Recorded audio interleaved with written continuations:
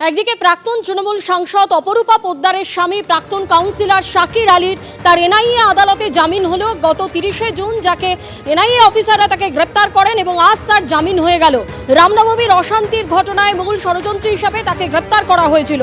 আজ যখন একদিকে অপরূপা পোদ্দারের স্বামীর জামিন হলো, অন্যদিকে পুলিশকে ধাক্কা দেওয়ার ঘটনায়, ওই 30শে জুনই পুলিশকে ধাক্কা দেওয়ার ঘটনায় শ্রীরামপুর থানায় টানা 4 ঘন্টা তাকে জিজ্ঞাসাবাদ করা হয় এবং কিছুক্ষণ আগেই তিনি থানা থেকে বেরিয়েছেন। থানা থেকে বেরিয়ে অসুস্থ হয়ে পড়ে যান প্রাক্তন তৃণমূল সাংসদ অপরূপা পোদ্দার।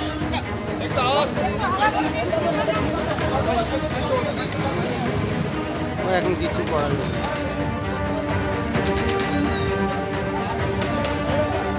টেলিফোনে আমাদের প্রতিনিধি সমীরণ পাল আমাদের সঙ্গে রয়েছেন। সমীরণ, অপরূপা পোদ্দার যাকে 4 ঘন্টা জিজ্ঞাসাবাদ করা হলো এবং থানা থেকে বেরিয়ে আমরা দেখতে পাচ্ছি যে তিনি অজ্ঞান হয়ে পড়ে যান, ঠিক কি হয়েছে?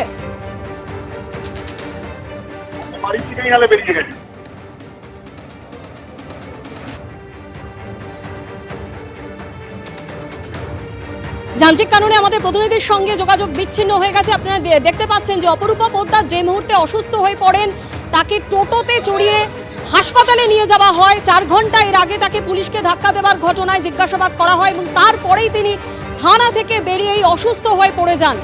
তারপরে তাকে টোটোতে চাপিয়ে হাসপাতালে নিয়ে যাওয়া হয়েছে বলে খবর। আর অন্যদিকে অপরূপা পোদ্দারের স্বামী শাকির আলী, তার জামিন হয়ে গিয়েছে 30শে জুন, যাকে গ্রেপ্তার করা হয়েছিল।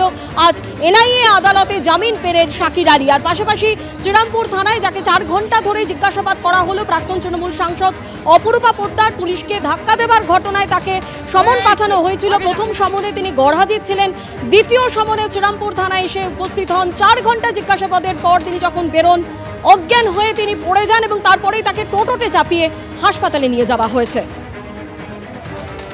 আর অন্যদিকে অপরূপা পোদ্দারের স্বামী প্রাক্তন তৃণমূল কাউন্সিলর শাকির আলী, যার আজকে এনআইএ আদালতে জামিন হয়েছে, সরাসরি আমাদের প্রতিনিধি ব্রতদীপ ভট্টাচার্য রয়েছেন। ব্রতদীপের কাছে আসবো, কিন্তু তার আগে সমীরণ, আমরা দেখলাম অপরূপা পোদ্দার তিনি পড়ে গেলেন, তাকে টোটোতে চাপিয়ে নিয়ে যাওয়া হলো। কোথায় নিয়ে যাওয়া হয়েছে কি জানতে পারছো এখনো পর্যন্ত? দেখো, শ্রীরামপুর ওয়ার্ল্ড হাসপাতাল পর্যন্ত তাকে আমরা অনুসরণ করতে পেরেছি, কিন্তু তারপরে টোটোতে করে গলির রাস্তায় কোথায় মিলিয়ে গেছেন সেটা এখনো পর্যন্ত আমরা জানতে পারিনি। অপরূপা পোদ্দার 4 ঘন্টারও বেশি সময় তাকে জিজ্ঞাসাবাদ করা হয় শ্রীরামপুর থানায়। তিনি যখন থানা থেকে বেরিয়ে আসছিলেন, যে সময় প্রচুর পুলিশ কর্মী ছিল, কেন্দ্রীয় বাহিনীর জওয়ানরা ছিল, সংবাদ মাধ্যমের কর্মীরাও ছিল, সেই সময় থানার ঠিক গেট থেকে বেরিয়ে যখন বাঁদিকে টার্ন নিচ্ছেন KM শাহ রোডের স্ট্রিট ফেয়ারের উপর দিয়ে, সেই সময় আচমকায় তিনি পড়ে যান। তারপর তাকে তুলে ধরা হয় এবং তারপরে টোটোতে করে নিয়ে যাওয়া হয়। টোটোতে করে শ্রীরামপুর ওয়ার্ল্ড হাসপাতালের কাছে নিয়ে আসার পর সেখানে কিছুক্ষণ তাকে দাঁড় করানো হয়। তারপরেই তার সঙ্গে যারা ছিলেন তার সহযোগীরা তাকে অন্য রাস্তা দিয়ে, গলির রাস্তা দিয়ে তাকে নিয়ে যান। ঠিক কোথায় নিয়ে গেছেন সেটা এখনো পর্যন্ত স্পষ্ট নয় এবং তার শারীরিক অবস্থাও কি সেটাও তিনি স্পষ্ট করে জানাননি। কেননা এই জিজ্ঞাসাবাদ পর্বের পর থানা থেকে বেরোবার সময় তাকে আমরা বারংবার জিজ্ঞাসা করেছিলাম, তিনি কোনো উত্তর দেননি।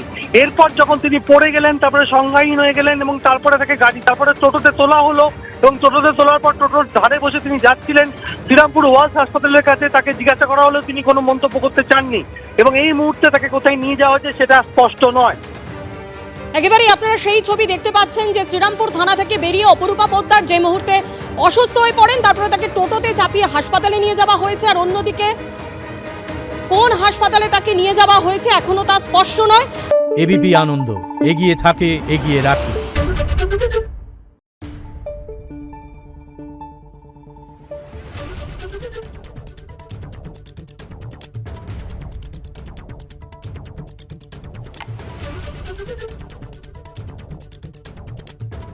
Thank you.